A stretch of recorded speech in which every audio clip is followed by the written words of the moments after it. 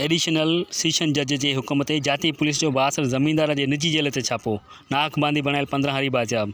Nadreen, जाती में असांजे नुमाइंदे अमीन थे मूजब एडिशनल सेशन जज के हुक्म ते जाती थाने जो SHO अरशद रिंद, इमदाद अली लाशारी पुलिस नफरी साण करे बासर ज़मींदार सिद्दीक पंजाबी ऐं संद पुट के निजी जेल से छापो हणी 1 महीने का नाहकबंदी बनायल औरतन मर्दन ऐं मासूम बारन समेत 15 हरियन के बाजाब कराए वरतो है। निजी जेल में बाजाब थियल में इसाक टेमड़ो, करीमडीनू टेमड़ो, शरीफ मोहम्मद, मिसमत मिरी, मिसमत सुगरा, मिसमत नजमा, हाजानी नज़ीरा, अब्दुल रज़ाक ऐं शकील टेमड़ो शामिल हैं। बाजाब थियल हारिन के जाती थाने ते रखियो आहे, जिन खे सुभाणे एडिशनल जज की अदालत में पेश कयो वेंदो।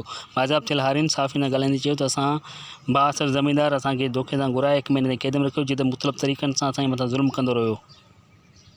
अमीन थैम STV न्यूज़ जाती, हर ख़बर अवां जे पहुच ताईं। ॾिसंदा रहो सिर्फ़ ऐं सिर्फ़ STV न्यूज़।